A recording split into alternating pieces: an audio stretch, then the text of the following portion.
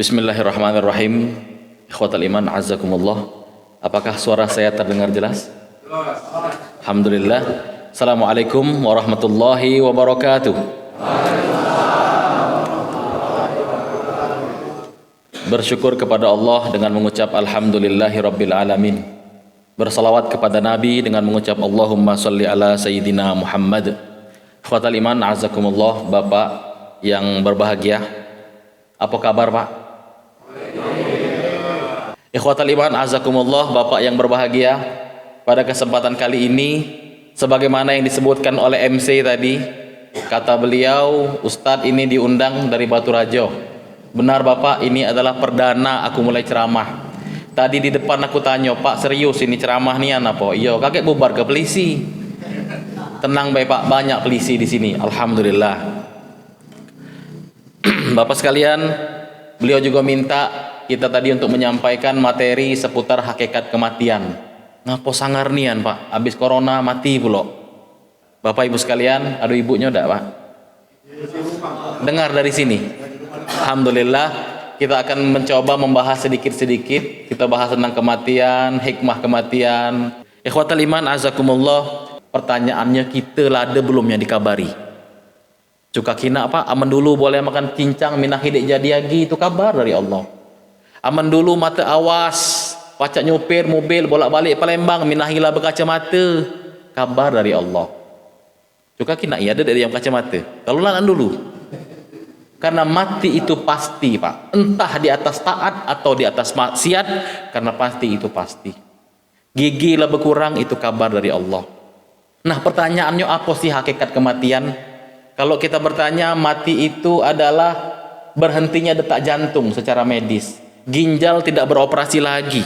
Metabolisme dalam tubuh stop, tidak beroperasi. Maka itu semua adalah mati. Kalau dengan definisi itu berarti yang mati adalah jasadnya. Ruhnya tidak, Pak. Jadi beranggapan bahwa mati hanya jasad. Ruhnya ini yang akan dimintai pertanggungjawaban. Lalu ruh itu apa? Qulir ruh min amri rabbi. Dijelaskan oleh Allah, ruh itu adalah urusan Allah. Yang pengen tahu ruh itu apa, matilah dulu. Jadi itu adalah rahasia Allah. Sesuai dengan sabda Nabi, ini yang harus kita camkan Bapak sekalian, an-nasu niyamun. Manusia itu tidur. Ketika dia hidup itu adalah tidur. Wa in matu, ketika mereka mati, intabahu. Saat itulah baru mereka terjaga. Jadi terbalik Pak. Saat ini kita sedang tidur. Nanti setelah mati kita baru disadarkan, baru kita terjaga. Ini sesuai dan sejalan dengan yang dijelaskan oleh Allah, alhaakumut takatsur hatta zurtumul maqabir. Segala yang Allah ciptakan di dunia ini, kalau tidak kita lihat dari kacamata syariat, maka jelas ini akan melengahkan sampai nanti kita mati dan menziarahi kubur. Manggut-manggut itu terti apa bingung Pak? Pokoknya mah itulah mudahnya mah ini Pak. Ketika kita masih hidup, yang kita lihat ini adalah kacamata kesalahan Pak. Sehari sahini kita buntu, kita butuh duit 1 juta. Untuk apa duit itu? Untuk membayar anak sekolah. Ketika kita berharap aku harus ada duit 1 juta, karena ngapo? 1 juta ini nak aku bayarkan untuk SPP anakku besok. Kalau anakku besok tidak bayar, maka dia dikeluarkan dari sekolah. Tahu-tahu jam 11 malam ini kita mati Pak. Setelah kita mati baru kita tahu ternyata anak kita nak dikeluarkan dari sekolah atau tidak ngaruh bagi Allah. Yang penting dia sujud tak sama Allah, sholat tak dia, itu yang penting bagi Allah. Baru kita tahu bahwa ternyata uang itu tidak penting, terjaga.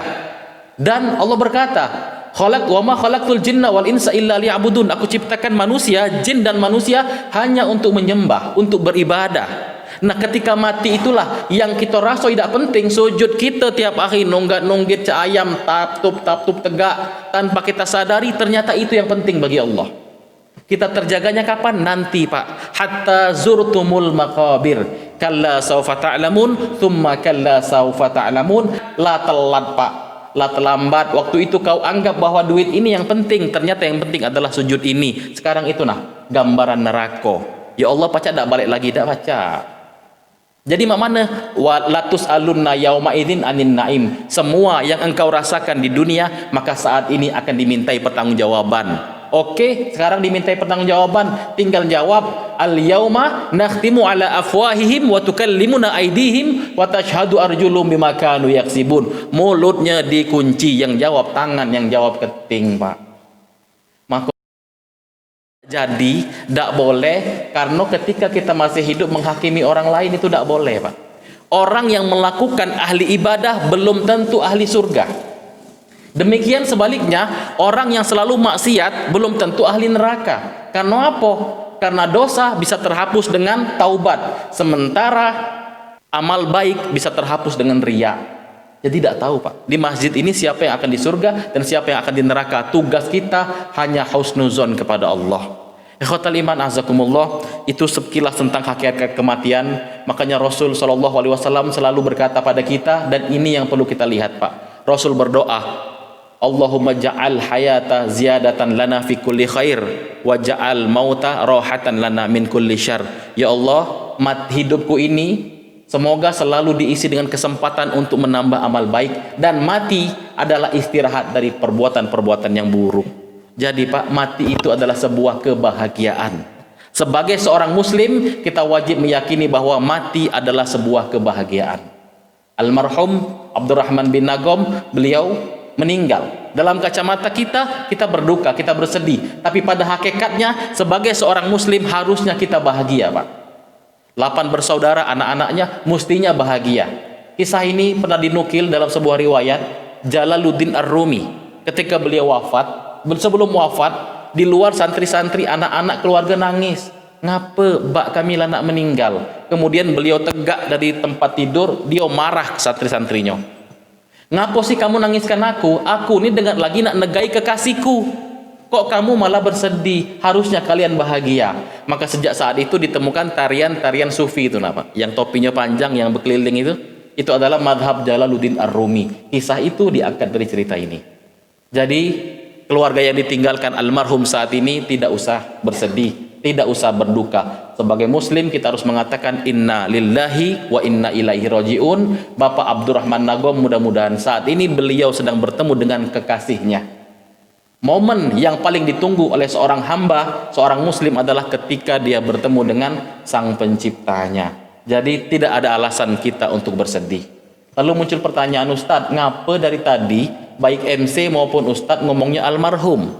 Ngapa almarhum itu tidak dipakai di misalnya almarhum Pangeran Diponegoro, almarhum Soekarno, atau almarhum nama-nama seperti itu. Imam Syafi'i, tidak pernah kan nyebut almarhum Imam Syafi'i atau almarhum Nabi Muhammad, pernah tidak dengar, Pak?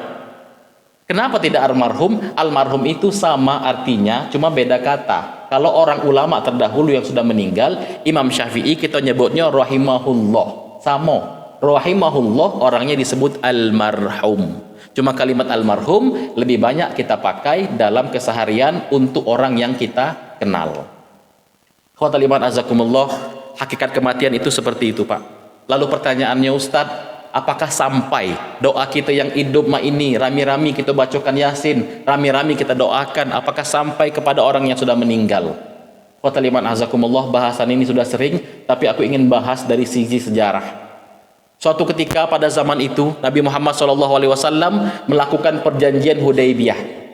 Bapak Ibu sekalian, perjanjian Hudaybiyah adalah sebuah perjanjian antara kaum muslimin dengan musyrikin Quraisy Mekah. Perjanjian tersebut isinya gencatan senjata. Dalam tahun setelah perjanjian Hudaybiyah ini, muslim dan musyrikin Quraisy tidak jadi bebalak. Kita tidak boleh perang, gencatan senjata. Ditandatanganilah perjanjian Hudaybiyah. Karena perjanjian Hudaybiyah sudah ditandatangani oleh Rasul, berarti itu saatnya Rasul menyebarkan agama Islam dengan tenang tanpa ada gangguan dari kaum kafir Quraisy. Saat itu posisi Rasul ada di Madinah. Rasul mulai mengirim surat ke negara-negara luar Arab. Salah satunya adalah ke daerah Romawi. Dikirimlah sebuah delegasi membawa perintah syahadat asyhadu alla ilaha illallah wa anna Muhammad Rasulullah ke pimpinan Romawi. Saat itu rajanya namanya Heraklius. Begitu disampaikan kepada Heraklius, ini adalah pesan dari Muhammad, Nabi kami. Beliau adalah utusan Allah, kalian harus tunduk pada Nabi Muhammad dan inilah syariat Islam. Oleh Heraklius dibunuhlah jemaah tadi, Pak. Delegasi Islam itu dibunuh. Politik zaman itu trennya kalau ada utusan yang dikirim itu berarti adalah nantang, dikirim lalu dibunuh, itu sama dengan nantang perang. Artinya Rasul ngomong kalau itu mereka nantang, mereka ingin tahu siapa kita. Rasul menyiapkan 3.000 pasukan terhebat. Ada Khalid bin Walid di situ, ada semua pasukan disiapkan oleh Rasul untuk menghadapi pasukan Romawi.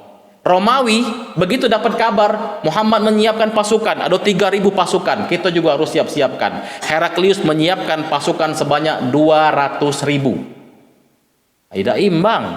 3.000 melawan 200.000. Apa kata Rasul? Intelijen Rasul sampai ke sana menyampaikan, ya Rasulullah, mereka sudah siapkan. Berapa jumlah pasukannya? 200.000 ya Rasulullah. Kita berapa Rasul? 3.000. Ayo bebenah, uji kance. Mati kita mama ini. Kata Rasul, pegang panji. Yang pegang bendera ini Zaid bin Haris. Kalau Zaid gugur, ganti Ja'far bin Abi Thalib, sepupunya Rasul. Kalau Ja'far gugur, maka pegang di Abdullah ibn Ruwahah. Kalau semua gugur, berserahlah pada Allah. Berangkat kata Rasul. Berangkat. Abdullah ibn Ruwahah belum berangkat. Padahal nama dia disebut jadi jenderal saat itu. Dia belum pergi karena hari itu Jumat. Pikir dia, biarlah pasukan dulu berangkat, aku nunggu di belakang. Aku sholat dulu bersama Rasul karena mendapatkan fadilah sholat bersama Rasul. Biarlah pasukan berangkat, kelak aku nyusul. Aku bukude pacak jagal rombongan itu. Kemudian Rasul imam waktu sholat Jumat. Rasul nyingok, ngapa Abdullah ibn Rawaha ada di sini? Selesai sholat, Rasul tanya, kok kau tidak berangkat? Ya Rasulullah, aku ingin mendapatkan fadilah sholat bersamamu ya Rasulullah. Sholat bersamamu pahalanya Jumat, dan ini di Masjid Nabawi yang pahalanya 1000 kali lebih baik daripada sholat di tempat lainnya. Rasul ngomong apa? Wahai Abdullah ibn Rawaha, walaupun engkau kaya, semua isi dunia ini kau wakafkan, kau infakkan, tidak sebanding dengan langkah sahabatmu yang sudah berjalan dari tadi pagi. Langsung nangis Abdullah bin Rawaha, ya Rasulullah, aku pamit. Dengan tangisan langsung beliau berangkat nyusul pasukan tersebut. Sampai di sana benar berhadapan pasukan 200.000 dan ini 3.000. Kemudian sahabat ada yang usul, kirim surat ke Madinah, minta ke Rasulullah pasukan bantuan. Abdullah bin Abi Rawaha jawab, kita kesini bukan berperang biasa. Kita di sini memang ditunjuk oleh Rasul, dipilih oleh Rasul untuk menyambut kematian. Tidak usah minta bantuan, kita hadapi baik. Pasukan berhadapan, pecahlah sebuah takbir, Allahu Akbar, tabrakan, dar, 3.000 pasukan melawan 200.000. Perang berkecamuk. Hari pertama, hari kedua, sampai hari kelima, seolah-olah 3.000 ini seimbang dengan 200.000. Heraklius mulai curiga, ini bukan pasukan biasa. Kalau kita biarkan mereka, pasti akan mainilah terus.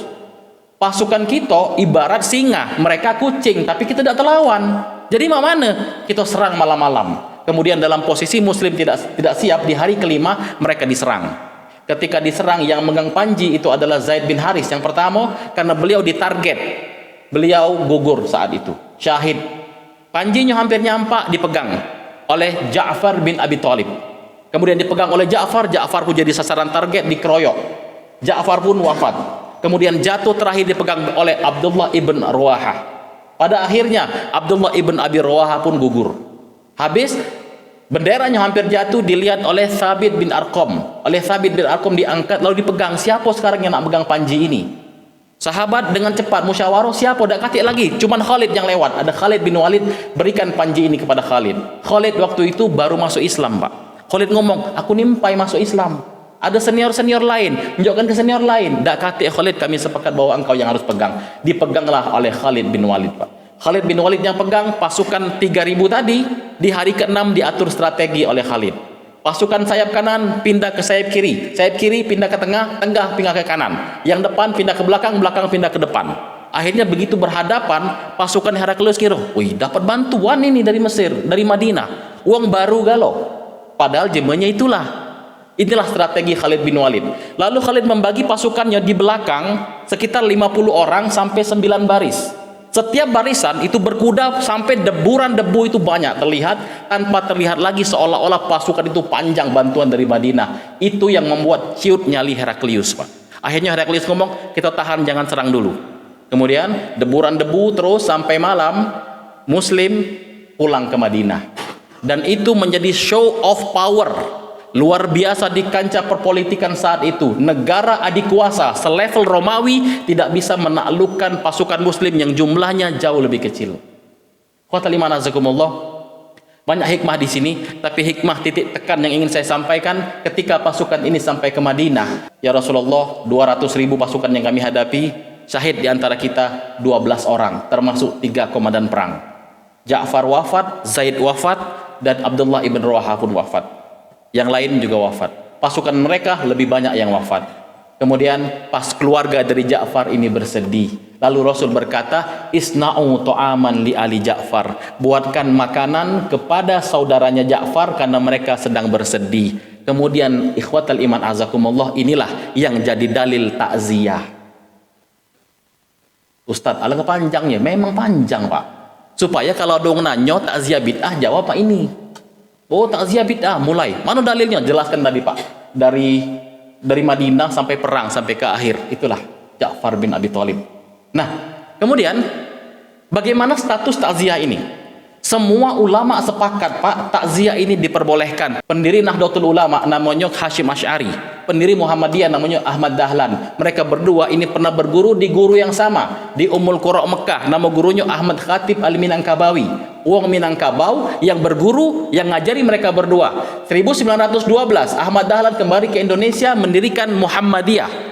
1926 Hasyim Asy'ari mendirikan Nahdlatul Ulama. Kedua ulama ini sepakat tidak ada masalah dengan takziah. Ini haram. Uji siapa? Uji Muhammadiyah. Loh, kok bisa? Wong pimpinan Muhammadiyah ngomong dek ngapa-ngapa. Dengan ini ngaji nyelom sampai. Jadi tidak ada. Lalu apakah doa orang yang meninggal ini orang yang hidup ini sampai ke orang yang meninggal? Sampai. Tentu saja sampai. Ketika ada makam, Rasulullah SAW lewat melintasi kuburan, lalu Rasul mengambil pelepah kurma, dipatahkan pelepah kurma tersebut dan ditancapkan oleh Rasul. Kemudian sahabat bertanya, ya Rasulullah, ngapa nancapkan pelepah kurma ini ke kuburan itu? Apa kata Rasul? Sesungguhnya pelepah kurma ini bertasbih. Tasbih pelepah kurma saja sampai Pak, apalagi bacaan Al-Quran oleh orang yang beriman. Jelas itu. Tidak usah ragu Pak. Imam Ibnu Katsir dalam kitab Tafsirul Quranil Azim, beliau mengatakan, man qara'a Yasin fi lailatin asbaha maghfuran lahu. Bagi barang siapa yang membaca surat Yasin pada suatu malam, maka subuhnya dia diampuni. Hadisnya hasan.